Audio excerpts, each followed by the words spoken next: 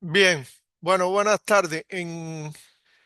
Hoy vamos a realizar la última clase del curso, donde vamos a hablar vamos a hacer dos presentaciones. Una de las particularidades de la protección radiológica en relación a los requisitos de la exposición ocupacional en medicina nuclear y otra donde vamos a tratar las particularidades de la protección radiológica en la medicina nuclear terapéutica.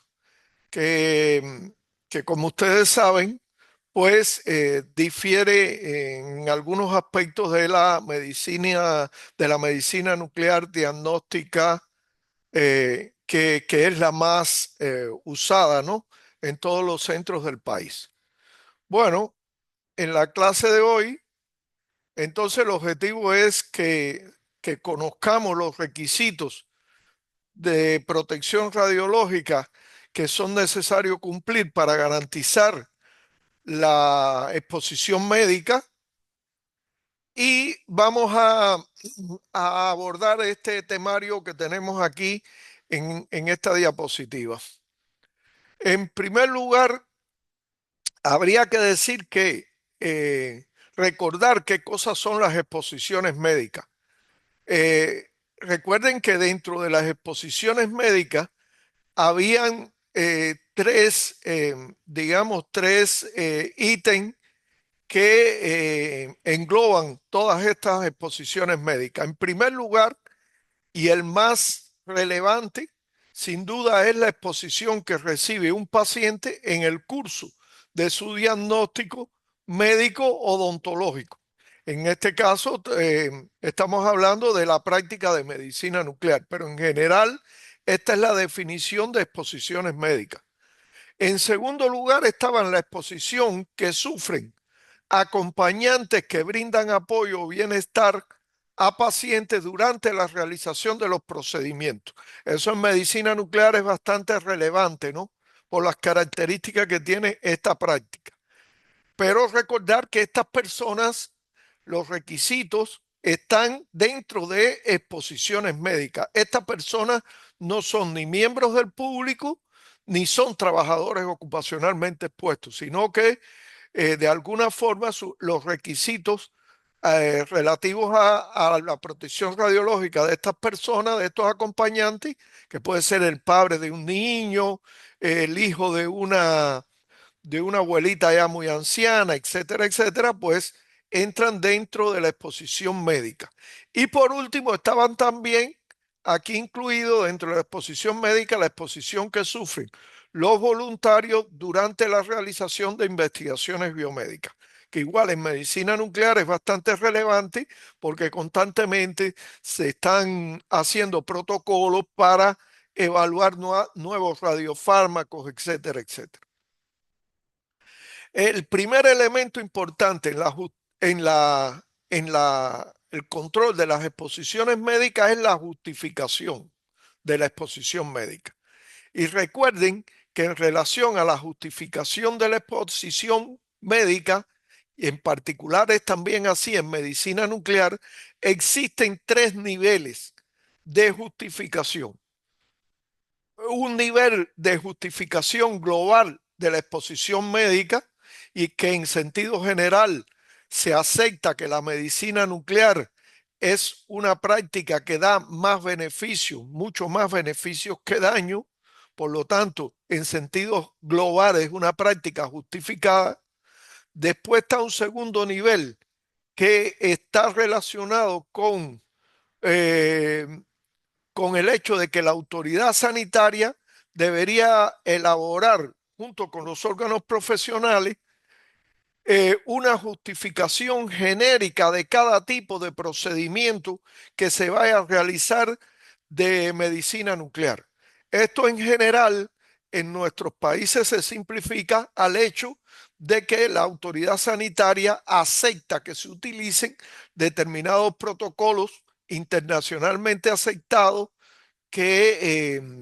bueno, definen la justificación de determinados procedimientos. No sé, para determinadas patologías, qué tipos de procedimientos y protocolos son los adecuados. Y el tercer nivel de justificación consiste en analizar la aplicación de esos procedimientos que en sentido general están justificados a un paciente en específico. Quiere decir, no basta con que el procedimiento, por ejemplo, para hacer un escaneo óseo esté ampliamente justificado. Hay que ver si se justifica en un paciente en particular. Y ese sería el tercer nivel de justificación. De manera que una exposición, para que esté justificada, de alguna forma tendría que cumplir estos tres niveles de justificación. Por supuesto que si el procedimiento radiológico se justifica para ese paciente en específico, pues también la exposición ocupacional derivada de ese procedimiento está justificada. Si los procedimientos no se justifican, pues para los pacientes, pues tampoco estaría justificado para el personal ocupacionalmente expuesto, para los trabajadores ocupacionalmente expuestos. Bueno, como sabemos, la medicina nuclear se ha utilizado por casi 100 años, por lo tanto, el primer nivel de justificación es ampliamente aceptado. Eh, el- en medicina nuclear hay muchas publicaciones de organizaciones científicas que proponen procedimientos que son ampliamente también aceptados, de manera que si nos guiamos por esos procedimientos, también estaríamos, o por esos protocolos, pues también la exposición estaría justificada. Y bueno, el tercer nivel de la justificación ya requiere una evaluación específica que está dada por la evaluación conjunta que tienen que hacer de la justificación el médico que prescribe el estudio de medicina nuclear y el médico que ejecuta, quiere decir, el médico nuclear, que es el que de alguna forma responsable por la ejecución del procedimiento de medicina nuclear. Y en ningún caso debería ocurrir que un procedimiento simplemente porque esté prescrito por un médico, por ejemplo, no sé, un cardiólogo, sea directamente realizado sin que en ese paciente en específico no se haya evaluado la validez de la realización de ese procedimiento o la justificación de la realización de ese procedimiento por un médico nuclear. Por eso siempre debe existir al menos un médico nuclear en cada uno de los servicios de medicina nuclear que trabajan en el país. Y por supuesto, ese médico nuclear tiene que estar autorizado, etcétera, etcétera, como ya vimos en clases anteriores. Bueno, el otro gran tema de la exposición médica es la optimización. Y bueno, siempre queda aquello de que es necesaria la optimización en los procedimientos de medicina nuclear que generalmente dan baja dosis. Bueno, este es un ejemplo muy claro que justifica la necesidad de la optimización. Esto fue un estudio que se hizo en Suecia, en hospitales de Suecia, con dosis a niños que se realizaban procedimientos de medicina nuclear con DMSA, con el radiofármaco este. Y vean la amplia dispersión de las dosis que se daban en los diferentes servicios de medicina nuclear de Suecia. Quiere decir, esto da la idea de que efectivamente es necesario optimizar, porque seguramente, por ejemplo, en estos servicios de aquí donde se daban dosis relativamente altas a niños de 4 años, seguramente no era un procedimiento optimizado por alguna razón y pues se apartaba significativamente de procedimientos ya más optimizados que, como vemos, se agrupan en centros de medicina nuclear ya más que trabajan, digamos, con un mejor performance. Entonces, eso es muy necesaria, la optimización en medicina nuclear. Ahora, hay otros aspectos que también apuntan a la necesidad de la optimización, que tiene que ver también con la calidad de los estudios. Este es un gráfico que muestra cómo varía la calidad de la información diagnóstica que se obtiene cuando se aumenta la actividad de un radiofármaco determinado, cualquiera de los radiofármacos que utilizamos. Quiere decir, para niveles muy bajos de administración, se ve que prácticamente no hay no hay ninguna información diagnóstica apreciable. Por lo tanto, si hay una subdosis muy grande, pues eso no va a servir para nada desde el punto de vista de la información diagnóstica que brinde el estudio. Después hay un rango donde se ve que rápidamente aumenta la calidad de la información diagnóstica que se obtiene cuando aumenta la actividad administrada. Y después hay un rango donde se ve que ese aumento ya no es tan pronunciado y a partir de un determinado nivel de actividad, en vez de mejorar la calidad de la información diagnóstica, lo que hace es empeorar la calidad de la información diagnóstica. Entonces, igual, esto nos da una idea de que debe existir en esta zona de aquí un valor óptimo mediante el cual se obtenga una imagen de una calidad diagnóstica que sea adecuada, que no tiene que ser la mejor imagen y la más bonita de todas las imágenes, sino con una calidad diagnóstica que sea adecuada, con un nivel de actividad que sea suficientemente bajo como para considerar que el procedimiento está optimizado. Entonces, a partir de ahí, pues tenemos que la norma dice que la optimización de la exposición médica en medicina nuclear debe considerar aspectos relativos al diseño de los equipos y por supuesto de los radiofármacos utilizados, consideraciones relativas a la operación como tal en el servicio de medicina nuclear, tanto con fines diagnósticos como con fines terapéuticos, aspectos que tienen que ver con la calibración de los equipos, porque si los equipos no están bien calibrados, aunque sean una buena calidad de equipo, equipos muy buenos, pudieran no estar contribuyendo a la optimización. Aspectos que tienen que ver con la dosimetría clínica, con el registro de las dosis que se le dan a los pacientes. Aspectos que tienen que ver con la garantía de calidad, porque si no se implementa un programa de garantía de calidad, no se podrá mantener esa optimización en el tiempo, y aspectos que tienen que ver con los niveles de referencia diagnóstico que de alguna forma son un criterio para evaluar con qué nivel de calidad se realizan nuestras prácticas.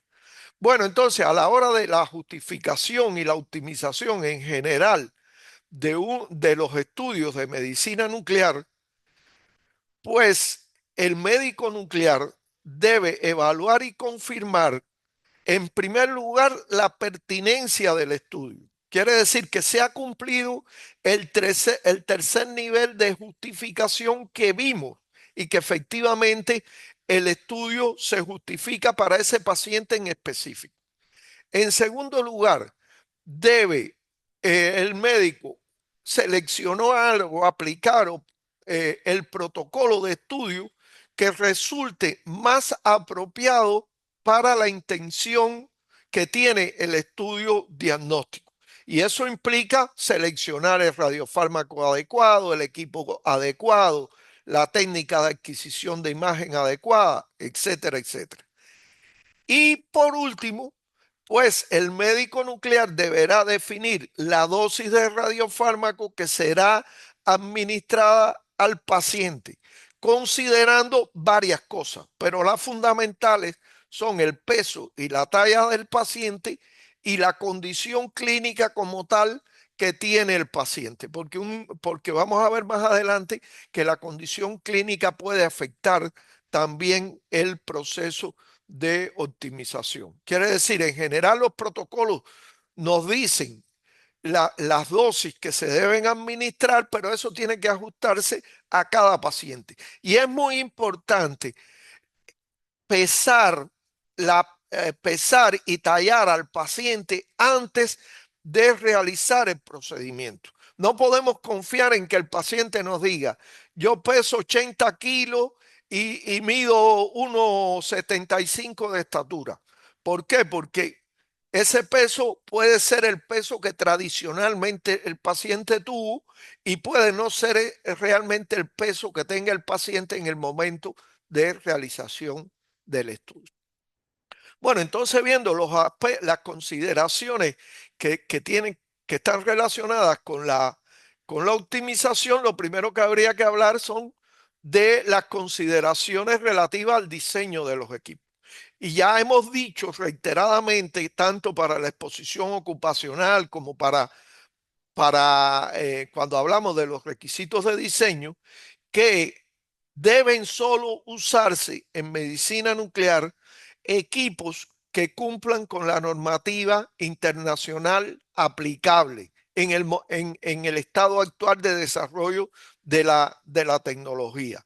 Y esa normativa existe para todos los equipos que se utilizan en medicina nuclear, desde las cámaras gamma PET, que aquí está escrito, disculpen con un error, porque no es PET, es PET con T, las cámaras SPECT-CT, por ejemplo, o las cámaras PET, las cámaras gamma planares convencionales, los contadores de pozo, etcétera. Todos estos equipos hay normativas de la IEC que deben cumplir. Una vez que ya tenemos los equipos y sabemos que los equipos son adecuados porque cumplen la normativa internacional, pues habrá que observar algunas consideraciones relativas a las operaciones que son muy importantes para optimizar las dosis. Por ejemplo, lo que tiene que ver con la selección de los radiofármacos. Si más de un radiofármaco puede ser usado para un estudio y está disponible en la clínica, pues deberá evaluarse cuál es el radiofármaco mejor para lograr la imagen que queremos lograr con la menor dosis posible al paciente. Y aquí hay una comparación entre un estudio con indio 111 y con tecnesio 99.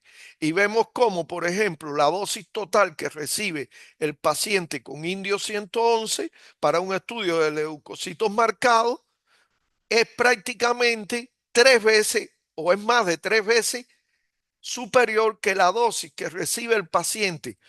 Para ese tipo de estudios, si en vez de usarse el indio 111 se utiliza tecnesio 99 metestable. Esto es un ejemplo muy evidente de cómo esto permite optimizar la dosis que se le administra al paciente. Otro aspecto importante que hay que considerar es la condición clínica del paciente. ¿Por qué? Porque hay determinados pacientes que tienen una condición clínica más desfavorable para la realización de los estudios. Entonces hay que evaluar determinadas medidas que puedan eh, compensar o reducir la dosis en esas condiciones clínicas.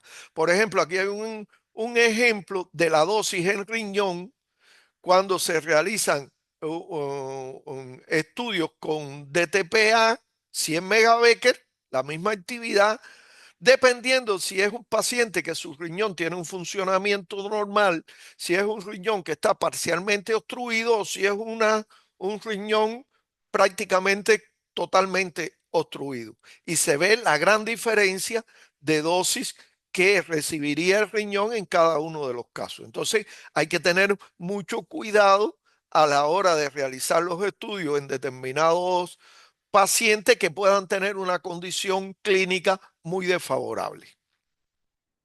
Lo otro importante que tiene que ver también con las consideraciones relativas a la operación es el uso de determinados medicamentos o agentes que pueden facilitar la reducción de la dosis que recibe el paciente durante determinados procedimientos. En primer lugar, el uso de agentes bloqueadores para la tiroides. En algunos, en algunos estudios es importante el bloqueo de la tiroides porque sabemos que hay muchos radiofármacos, que concretamente los radiofármacos a base de yodo 131, pues dan una alta dosis a la tiroides. Otro aspecto muy importante que se usa muchísimo es la hidratación y vaciamiento frecuente de la vejiga urinaria. ¿Por qué? Porque sabemos que mucha dosis se excreta por el riñón y la vejiga almacena mucha actividad que aumenta la dosis que recibe el paciente. En algunos tipos de estudios, el uso de laxante puede ser adecuado para reducir la dosis que recibe algunos órganos del cuerpo. En algunos pacientes, el uso de sondas para vaciar la vejiga puede ser necesario, aunque está muy cuestionado por los problemas que puede traer en cuanto a generar contaminación y todo eso en el servicio de medicina nuclear. Pero bueno, es una opción que hay que contemplar. Y también el uso de comidas grasas para vaciar la vesícula en algunos tipos de estudios donde ese órgano recibe también una dosis muy alta. Otro aspecto importante, como ya vimos, para el control de las exposiciones médicas es lo relacionado con la calibración de los equipos. Quiere decir, aunque los equipos sean de suministradores muy buenos, todos los equipos usados en medicina nuclear deberán ser sometidos a pruebas de aceptación que se hacen con el fabricante cuando se instala los equipos. Esas pruebas deben ser en presencia de un físico médico que acepte que el equipo cumple con las expectativas de compra que se han realizado. A veces los equipos se reciben, por ejemplo, se instalan por el fabricante y quien los recibe es el jefe de servicio, sin que en realidad exista una evaluación de que verdad los parámetros del equipo cumplen con las especificaciones de compra. Después los equipos deben ya ser sometidos a pruebas de puesta en servicio antes de su uso clínico que permitan medir con precisión todos los parámetros físicos del equipo. Esas pruebas deben realizarse para todos los tipos de equipo, incluyendo el calibrador de dosis, la cámara gamma, por ejemplo, los detectores direccionales, estos que se usan para los estudios de ganglio centinela. Todos los equipos debían realizarse esas pruebas. Y hay protocolos internacionales que permiten o recomienda qué prueba hacer y cómo realizar esas pruebas. Particularmente los protocolos NEMA son muy utilizados para los equipos de medicina nuclear.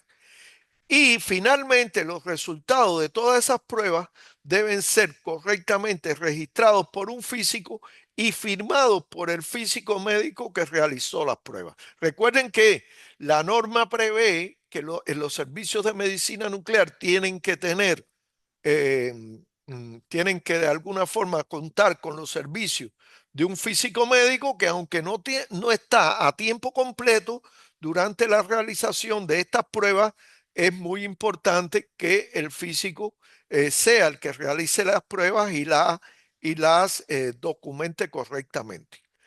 Hay otros aspectos que también son importantes para la optimización de la exposición médica que tienen que ver con la dosimetría clínica. Quiere decir, en ningún caso debiera usarse ningún radiofármaco en ningún procedimiento de medicina nuclear si no están correctamente evaluadas las dosis que produce ese procedimiento en los pacientes.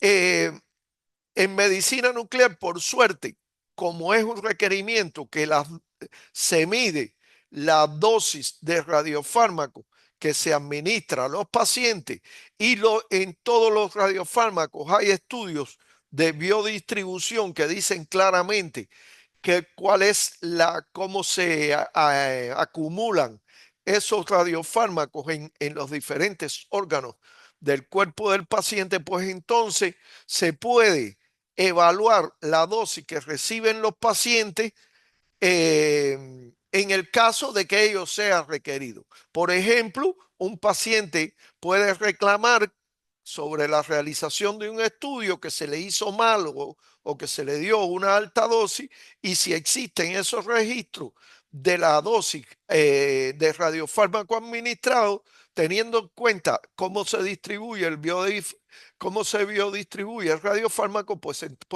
se puede estimar la dosis que recibió el paciente en los diferentes órganos. Y eso debe registrarse. También un aspecto importante es la garantía de calidad. ¿Por qué? Porque aunque el equipo esté muy bien cuando se instala y después cuando se realizan las pruebas de puesta en servicio al equipo, la, la implementación de un programa de garantía de calidad es lo que nos va a asegurar al final de que esos estándares de calidad medidos al inicio se mantienen en el tiempo y nos va a dar indicación de cuándo el equipo debe ser sometido a un mantenimiento porque los parámetros del equipo se han desviado significativamente. Entonces, en ese sentido, en todo servicio de medicina nuclear debe implementarse un programa de garantía de calidad que incluya pruebas de control de calidad a todos los equipos. Igual, volvemos a lo mismo, todos los equipos que se usan en medicina nuclear. Por supuesto, también por suerte tenemos protocolos internacionales que nos recomiendan las pruebas que deben realizarse, cómo deben realizarse y con qué frecuencia deben realizarse. Por ejemplo, el protocolo español de medicina nuclear ha sido muy usado en la región porque es un protocolo que es muy asequible y está muy bien explicado cómo se realizan todas las pruebas. Las pruebas de control de calidad deben incluir algunas pruebas diarias y otras pruebas que son periódicas con diferentes tipos de periodicidad, y en cualquier caso los resultados tienen que registrarse para poder demostrar a la autoridad reguladora, pero también a terceros, a un propio paciente que pueda eventualmente reclamar que efectivamente los equipos se mantienen trabajando con estándares de calidad adecuados. En general, el físico médico es el responsable por la implementación del programa de control de calidad y supervisa la realización de las pruebas. No quiere decir que él tenga que realizar todas las pruebas. Por ejemplo, es muy común que las pruebas diarias realizan los técnicos en radioisótopos que están generalmente bien entrenados en cómo realizar ese tipo de pruebas. Pero el físico tiene que evaluarlas porque él es el responsable de que si se detectan desviaciones, él es el responsable de alertar al jefe de servicio y al titular de que hay que llamar al servicio técnico para corregir determinadas desviaciones. Con el tiempo se pueden ir dañando algunos fototubos, dependiendo si los fototubos están en la periferia o en la zona de control visual útil del equipo, pues entonces la influencia sobre determinados parámetros como la uniformidad, etcétera, etcétera, puede ser mayor o menor. Y el físico es el que debe cumplir esa función. Recuerden que eran una de las funciones que se le asignaban a los físicos. Finalmente, algunas consideraciones sobre el tema de los niveles de referencia diagnóstico en medicina nuclear. En inglés se le conoce como DRLs. Entonces, ¿qué es importante saber? Que la exposición médica no tiene límites de dosis. Ya vimos que el tercer principio de la protección radiológica, que era la limitación de dosis, no aplicaba para la exposición médica. Y particularmente en medicina nuclear eso es importante porque hay algunos pacientes que tienen que hacerse estudios cada X tiempo de medicina nuclear.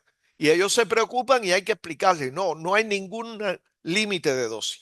Ahora, lo que sí existen son los niveles de referencia diagnóstica, porque son los que nos dan una referencia, por eso se llama así, de si nuestros estudios se están haciendo bien o si se desvían demasiado de estudios que se consideran adecuados.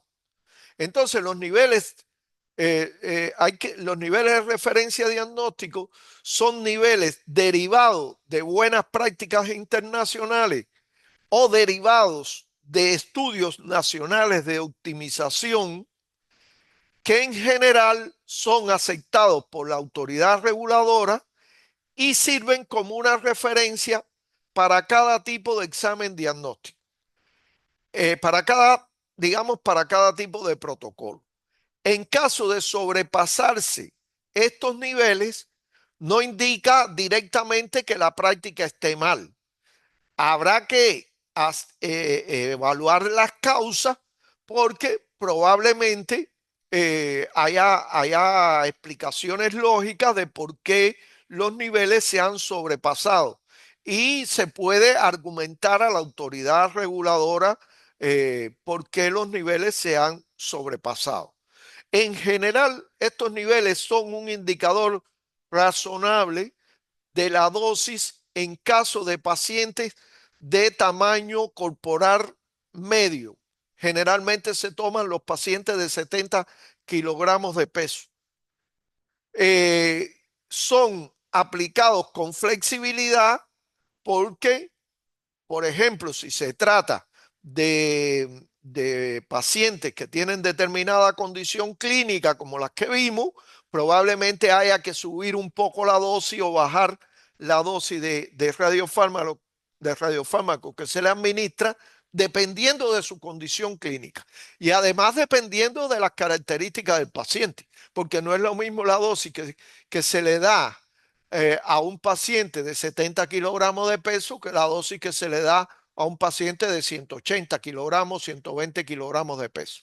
Entonces, eso no quiere decir que no vamos a tratar a esos pacientes porque sobrepasamos los niveles de referencia diagnóstico. No, no, no.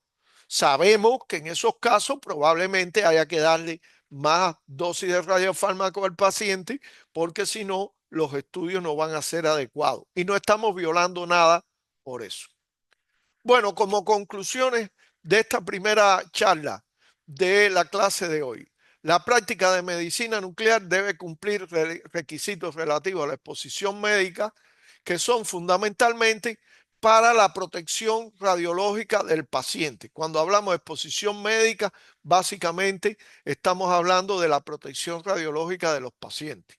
Los procedimientos de medicina nuclear deben ser justificados cumpliendo con los tres niveles de justificación exigidos en la norma UY 100. Recuerden que esto ya lo habíamos hablado desde que vimos la norma UY 100. Lo tercero, la optimización de los procedimientos de medicina nuclear incluyen consideraciones relativas al diseño de los equipos, consideraciones relativas a la operación, que son muy importantes, consideraciones que tienen que ver con las calibraciones de los equipos, la dosimetría clínica y la garantía de la calidad. Todo eso contribuye a la optimización. Y por último, se deben considerar la existencia de niveles de referencia diagnóstico para evaluar la realización de una buena práctica, sin que ello constituya una camisa de fuerza de que sean niveles que no se puedan sobrepasar, etcétera, etcétera. Entonces, no sé si alguna pregunta sobre esta primera charla de la última clase. Si no hay No, alguna, no, muchas gracias. alguna pregunta, No, no, no. bueno, Entonces vamos a la última presentación que he agregado al curso un poco para hablar las particularidades de la protección radiológica en la medicina nuclear terapéutica. ¿Por qué? Porque la medicina nuclear terapéutica tiene puede parecer muy sencilla en la forma en que se hacen los procedimientos, pero tiene complejidades adicionales. La primera complejidad es que siempre sabemos que manejamos pacientes que son radioactivos, pero en medicina nuclear terapéutica las tasas de dosis a diferentes distancias del paciente son muchísimo mayores que las tasas de dosis en general que tenemos en la medicina nuclear diagnóstica convencional. Aquí tenemos un ejemplo de un paciente con 1000 megabecquerels de actividad que vean que, por ejemplo, las tasas de dosis a, a 0,5 metros del paciente son 0,1 milisievert hora. Eso quiere decir que, por ejemplo, si un miembro del público estuviera 10 horas cerca de este paciente, nada más porque se quedó con él a cuidar el paciente una noche, el paciente está hospitalizado y y es alguien que lo cuida y no toma precauciones, pues en una noche prácticamente recibiría el límite de dosis que hay para público. Entonces, es una diferencia muy sustancial que no ocurre así en los pacientes de medicina nuclear diagnóstico. Y otra cuestión importantísima también, y es que estos pacientes, por ejemplo, como es el caso del yodo, que es el radio, que es el tipo de tratamiento más usado, entre el 70 y el 75% de la dosis la elimina en sus excretas, en la orina, en las heces fecales, sudor, etcétera, la elimina en los 3 primeros días después de la administración. Esto implica que, por ejemplo, un paciente que le damos 5,5 gigabecquerels, que es más o menos 150 milicurie, en esos 3 primeros días elimina 110 milicurie, que de alguna forma son vertidos al medio ambiente, ya sea en su orina, ya sea en su sudor, ya sea en sus excretas, etcétera. Entonces, eh, es importante considerar estos dos aspectos para saber de que es un paciente bastante diferente a los pacientes que reciben estudios de medicina nuclear diagnóstica. Entonces, por eso, a nivel internacional, pues se ha generado toda una estrategia para el manejo de los pacientes con altas dosis administradas, dosis terapéuticas de yodo 131. ¿Y qué nos dice esa estrategia? Que si los pacientes tienen más de 100 megabecquerels, quiere decir aproximadamente 30 milicurie, a partir de ahí, el paciente debía ser hospitalizado. ¿Por qué? Porque necesitamos proteger a los miembros del público y la forma mejor de hacerlo es hospitalizando al paciente. Si los pacientes tienen entre 30 y 15 milicurie, pues la hospitalización puede ser eh, no requerida o por muy pocas horas y dar de alta entonces con restricciones a esos pacientes. Ya si la administración es de menos de 15 milicurie, pues el paciente puede dársele de alta después de la administración. Por eso los pacientes hipotiroideos que se le da, escucha, hipertiroideos, que se le da tratamiento con dosis para hipertiroidismo, pues son pacientes que se pueden tratar ambulatoriamente. Se le da la dosis y se puede mandar para su casa, porque generalmente son dosis que están en este rango. Y ya, eh, claro, en estos casos se le da algunas a nivel de información y restricción a los pacientes. Ya cuando las dosis son menores de 5 milicurie, pues se les dan algunas orientaciones muy generales y por supuesto se les permite regresar a sus casas después de los estudios. Ahora, si ya los pacientes requieren ser hospitalizados, pues entonces hay un grupo de aspectos que tienen que velarse, que son, en primer lugar, que la hospitalización tiene que ser en cuartos separados, con inodoro y ducha eh, propios de ese cuarto de hospitalización. La, uh, las instrucciones al paciente debían ser verbal y escrita para que el paciente, si se le olvida algo, pueda leerlo y retomarla. Tercero, deben existir reglas locales para el cuidado del paciente que deben ser de conocimiento, sobre todo para el personal de enfermería encargado de cuidar esos pacientes. Deben existir reglas locales para los visitantes si se aceptan visitas en las clínicas.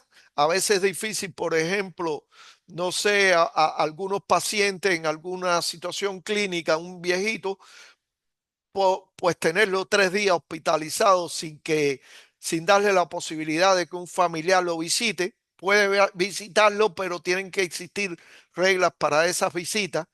Deben existir reglas locales para el alta del paciente. Alta, no solo alta clínica, sino alta desde el punto de vista de protección radiológica.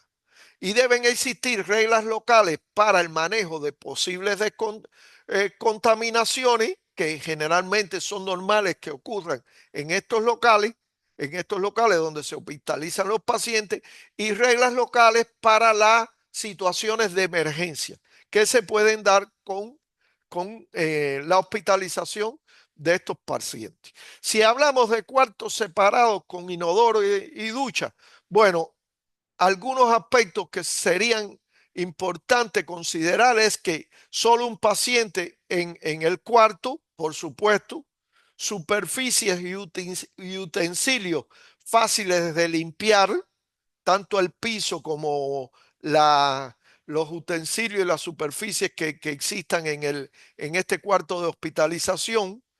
Blindaje de plomo extra puede ser requerido, por ejemplo, aquí en el cabezal de la cama del paciente, donde puede, como la mayoría de la actividad se deposita en tiroides, pues ahí pueden estar las mayores tasas de dosis y por tanto un blindaje puede ser requerido. No obligatoriamente, pero pudiera ser requerido.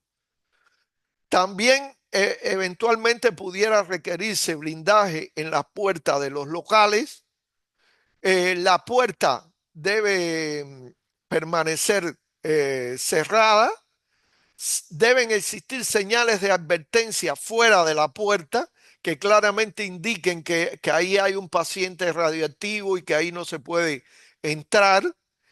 Deben existir restricciones para los visitantes y debe existir equipamiento y medios de descontaminación en estos locales de hospitalización, de manera que si ocurre alguna eventualidad, esos medios estén disponibles. No puede ser que estén en el servicio de medicina nuclear que está a 10 kilómetros de la mutualista donde tenemos internado al paciente. Tiene que estar ahí, donde está internado el paciente.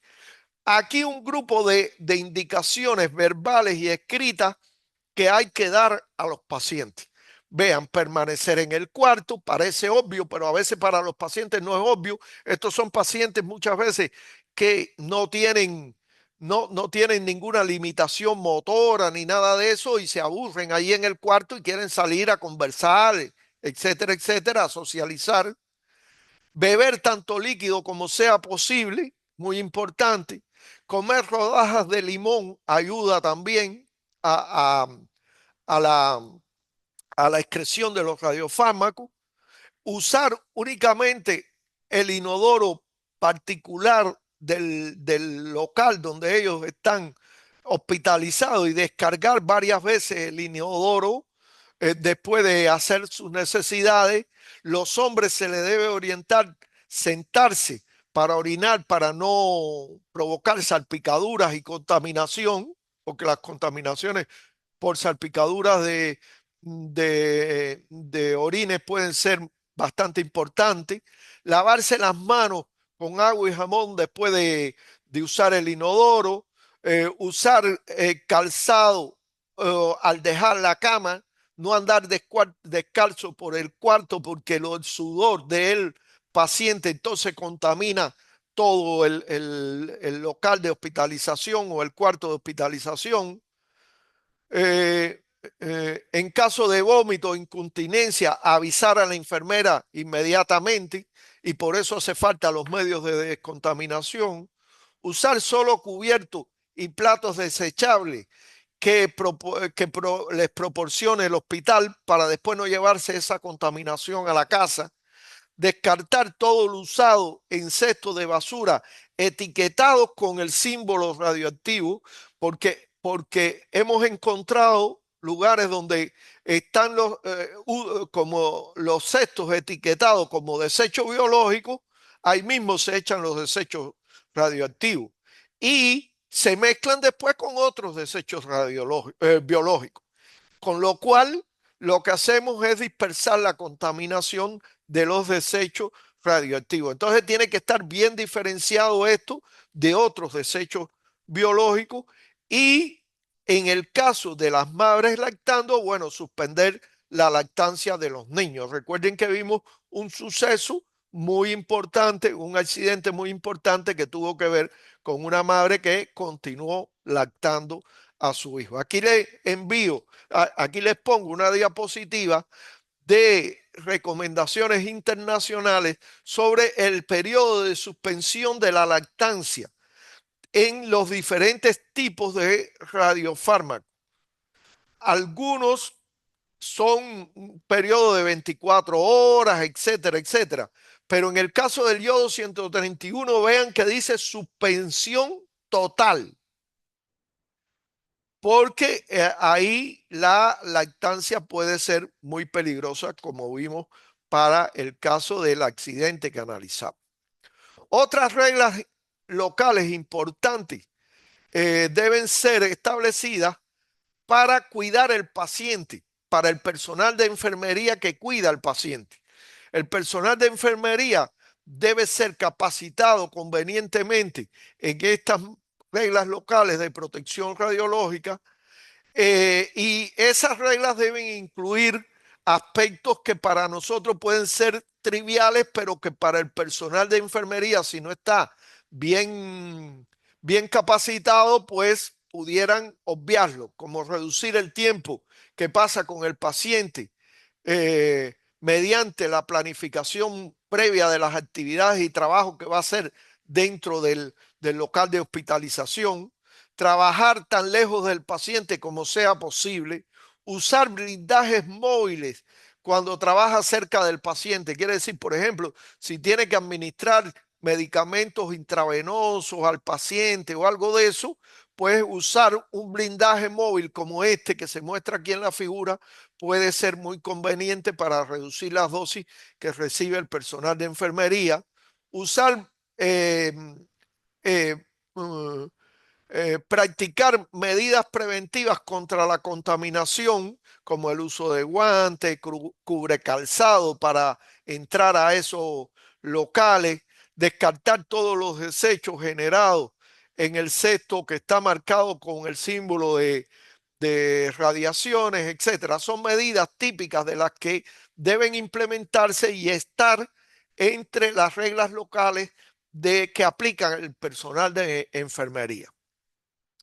En el caso de que se vaya a aceptar visitantes, pues igual deben existir reglas locales. Aquí le dejo algunos ejemplos de esas reglas. Por ejemplo, evitar las visitas el primer día. porque el primer día es cuando el paciente está muy cargado y recuerden que él elimina aproximadamente el 70% de lo administrado el primer día. Entonces hay que tratar de evitar las visitas a ese día, pero otras reglas como esta que le dejo aquí, de controlar el tiempo de visita a nada más 30 minutos y las distancias, pues pueden ser importantes.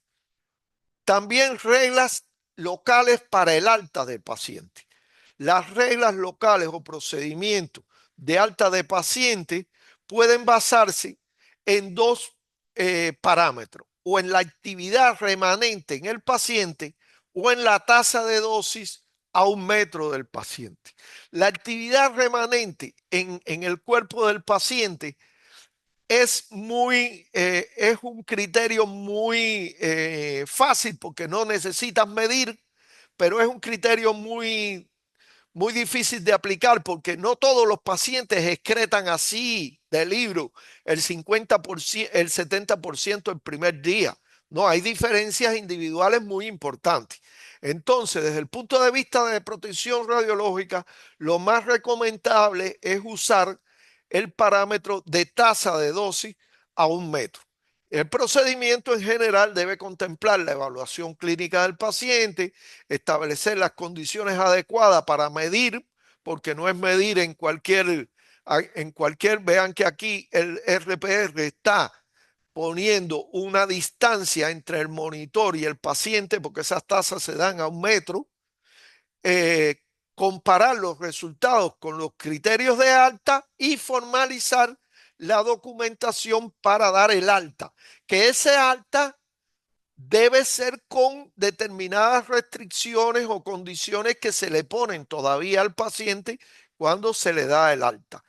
Porque aquí les presento, por ejemplo, una tabla de los valores de tasa de dosis y de actividad remanente bajo los cuales se debe dar el alta del paciente. Quiere decir, para menores de estos valores se le da el alta al paciente.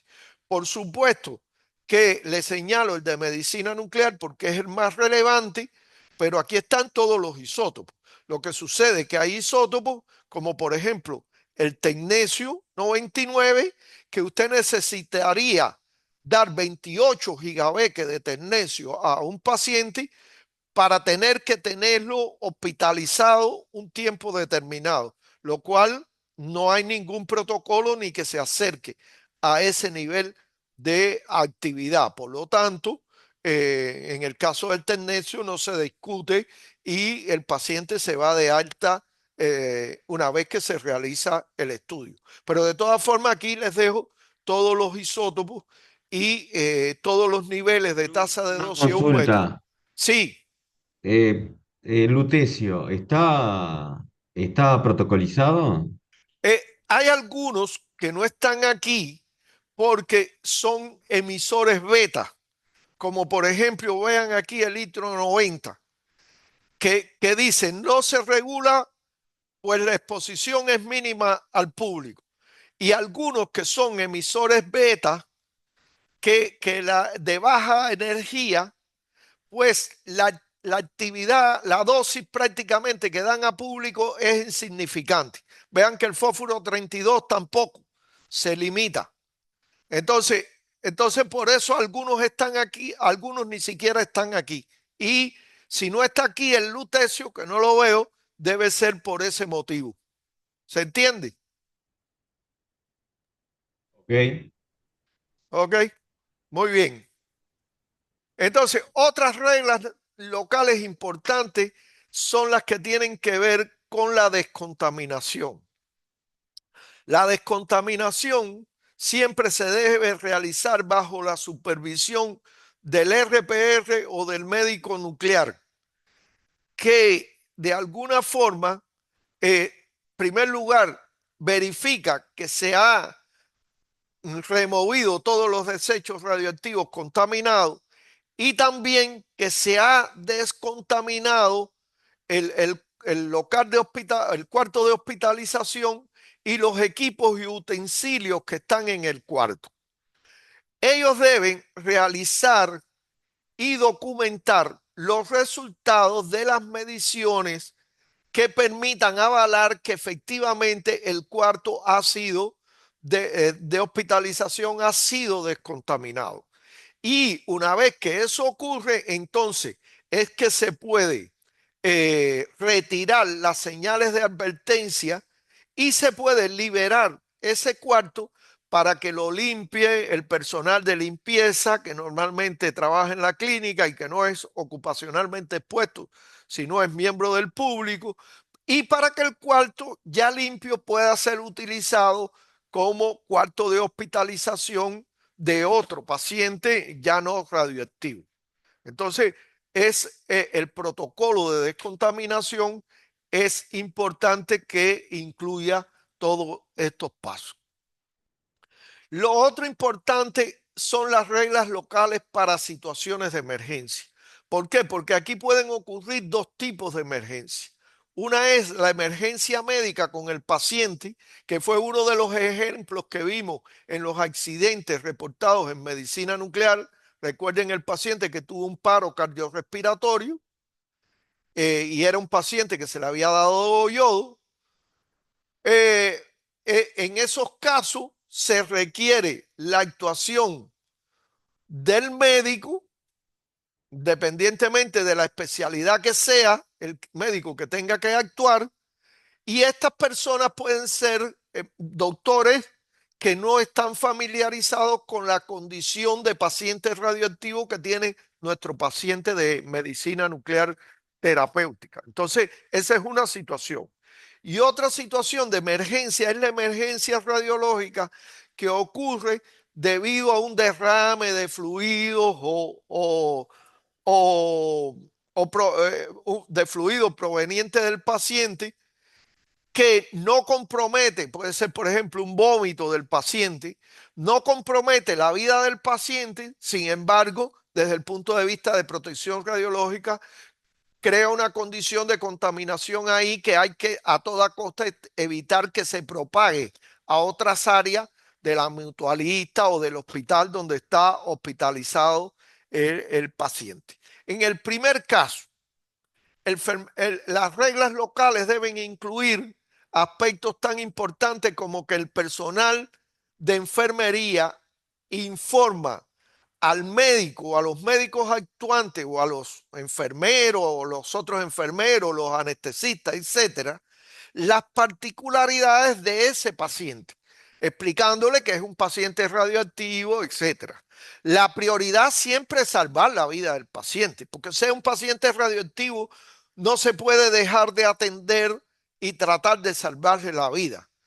Pero, eh, por supuesto, se deberá intervenir en esos casos solo el personal médico necesario, que sea imprescindible para salvar la vida del paciente, no como en el caso que nosotros vimos en el accidente que participaron como 14 personas, no recuerdo ni cuántas participaron en el accidente que ocurrió por la emergencia médica del paciente. Es importante que el personal de enfermería, aunque haga otras acciones, como es responsable de ese paciente, controle los tiempos aproximados de trabajo con el paciente, porque eso es lo que va a permitir después estimar las dosis que reciben todos estos profesionales médicos que puedan actuar en la emergencia. Quiere decir, el personal de enfermería debe controlar esos tiempos. Enfermería eh, eh, se descartará en el local todos los desechos radioactivos generados. Igual el personal de enfermería que está capacitado para este tipo de pacientes será el que está al tanto de que los desechos generados no se vayan a sacar del local como desechos comunes y se vaya a contaminar otras áreas de la mutualista o del hospital. Se informará al RPR o al médico nuclear para planificar ya una descontaminación, porque evidentemente en esos casos puede ocurrir la contaminación, y se estimará por parte del RPR retrospectivamente las dosis recibidas por el personal actuante, porque recuerden que ese personal actuante es público y tenemos un límite de dosis muy bajo de 1 milisievert al año para los miembros del público, ¿no? En el segundo caso, que es el que tiene que ver ya con un derrame de fluidos, etcétera, en el local, pues enfermería actúa para contener o limitar la contaminación radioactiva dentro del local. Esa es la primera acción que tiene que estar capacitada enfermería para realizar. Tiene que tener algún medio para contener que esos fluidos no salgan del local. Informará al RPR o al médico nuclear para planificar la descontaminación ya después que ya el evento ocurrió.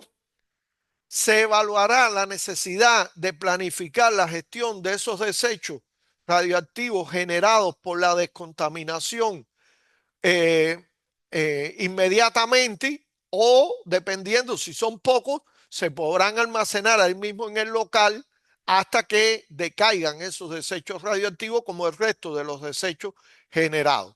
Y se estimará retrospectivamente la dosis que recibe el personal actuante, fundamentalmente el personal de enfermería que es digamos, el responsable por esos pacientes. Bueno, hasta aquí lo que quería hablarles sobre las particularidades de la protección radiológica en el caso de los procedimientos de medicina nuclear terapéutica.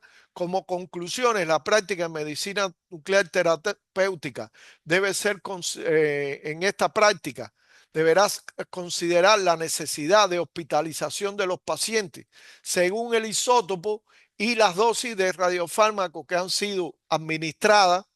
Se necesitan adecuadas instalaciones para la hospitalización de estos pacientes, garantizando la protección radiológica de los trabajadores ocupacionalmente expuestos, en este caso las enfermeras y el público. Por eso no puede ser en cualquier cuarto de hospitalización. Normalmente hay que mirar ciertas medidas de seguridad elementales que tienen que tener estas instalaciones. Es fundamental la existencia de procedimientos y reglas locales que regulen los principales aspectos de seguridad en el caso de la hospitalización de estos pacientes, y se deben disponer de procedimientos de emergencia que sean de conocimiento del personal actuante, particularmente del personal de enfermería, con el objetivo de mitigar las consecuencias de accidentes que puedan derivarse de emergencias médicas o de vertidos de material radioactivo ahí en el local donde ocurre la hospitalización. Y hasta ahí la clase del día de hoy. ¿Alguna pregunta? No, no, muchas gracias. ¿No hay preguntas? Bueno, voy a dejar de compartir aquí. Déjame parar la grabación. No sé cómo es ahora pararla.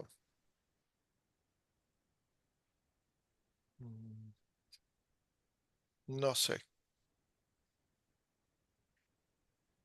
No sé Es cómo. la prueba es el 13 de diciembre, ¿correcto? Bueno, un momento, de eso voy a hablar. Por eso quería, Ah, déjame pausar para que no quede ya registrado aquí en la grabación. Bien,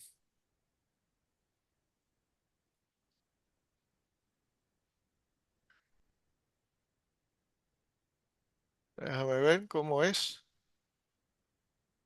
mm.